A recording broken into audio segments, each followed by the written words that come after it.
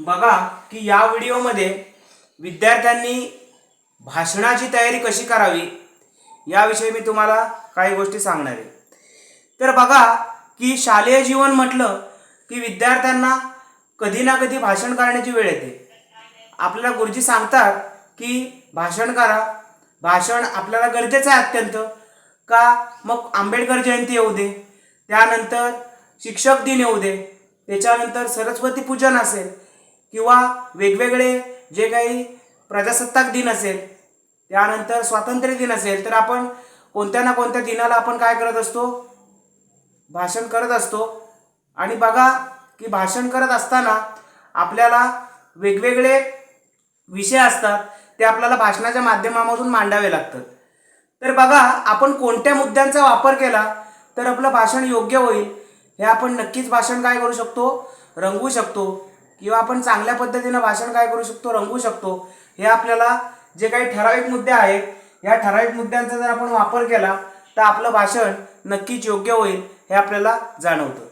बघा की भाषण आहे, स्पीच आहे, त्यामध्ये आपल्याला 3 मुद्दे महत्त्वाचे आहेत। बघा, पहिला मुद्दा आहे पूर्वतयारी व आशय, त्याला आपण कंटेंट असं म्हणतो।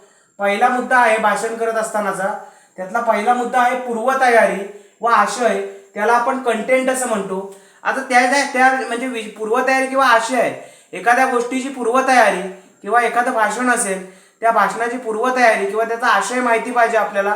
म्हणजे काय की तुम्ही समजा एखाद्या विषयावरती बोलताय, मी तुम्हाला विषय दिला की शिवकालीन इतिहासावरती तुम्हाला भाषण द्यायचं आहे, तर तुम्हाला काय माहिती पाहिजे, त्याची पूर्वतयारी माहिती पाहिजे, त्याचा आशय म्हणजे मला नेमकं कोणत्या मुद्द्यावर भाषण करायचं आहे। पहिला मुद्दा आहे पूर्वतयारी व आशय, त्याला आपण कंटेंट असं म्हणतो। आणि त्याच्यामध्ये कोणकोणते मुद्दे गरजेचे आहेत बघा। पहिला मुद्दा आहे विषयाचे ज्ञान, तुम्ही एखादा जो भाषणाला विषय घेता त्या विषयाचं ज्ञान असणं गरजेचं आहे। पुढचा आहे विषयाची मांडणी, आणि तिसरा आहे नेमकं बोलणं। बघा की 3 मुद्दे गरजेचे आहेत, पूर्वतयारी व आशय।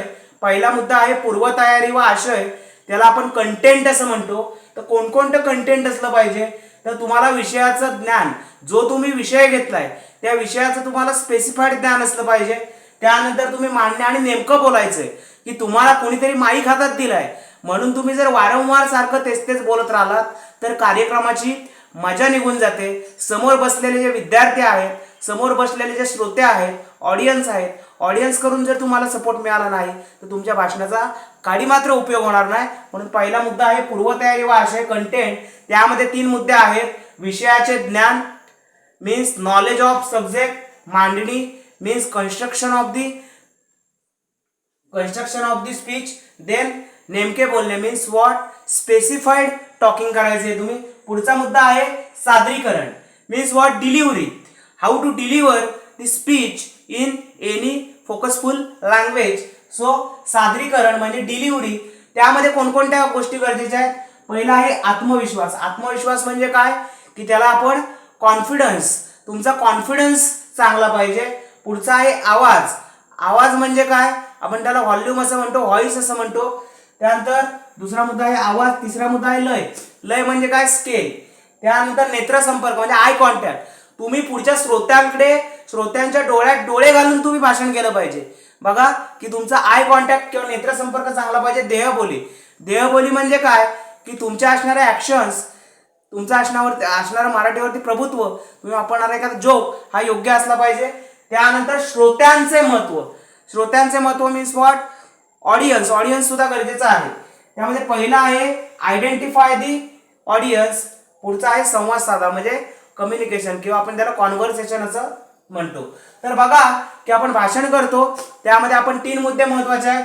पहिला आहे पूर्वतयारी व आशय, त्याला आपण कंटेंट म्हणतो, त्यामध्ये विषयाचे ज्ञान, मांडणी आणि तुम्ही नेमकं बोलायचंय। दुसरा मुद्दा आहे सादरीकरण किंवा डिलिव्हरी, त्यामध्ये आत्मविश्वास, आवाज, लय, नेत्रसंपर्क आणि देहबोली यांचा तुम्ही योग्य पद्धतीने वापर केला पाहिजे। तिसरा आहे श्रोत्यांचं महत्व, ऑडियन्स, श्रोते ओळखा किंवा संवाद साधा। तर बघा की या व्हिडिओमध्ये मी इथेच थांबतोय। जर तुम्हाला भाषण कलेविषयी काही महत्त्वपूर्ण टिप्स किंवा जर तुमचं कम्युनिकेशन नीट होत नसेल किंवा भाषण करताना घाबरायला होतंय आणि जर तुमचा कॉन्फिडन्स लूज होत असेल तर मला 860 52 94 363 या व्हॉट्सअप या संपर्क नंबरवर किंवा या कॉन्टॅक्ट नंबरवर माझ्याशी कॉन्टॅक्ट केलात किंवा व्हॉट्सअपला मेसेज केलात तर मी तुमचे सगळे मुद्दे काय करेन सॉल्व्ह करू शकतो. लक्षात घ्या. या व्हिडिओमध्ये मी इथेच थांबतोय. धन्यवाद.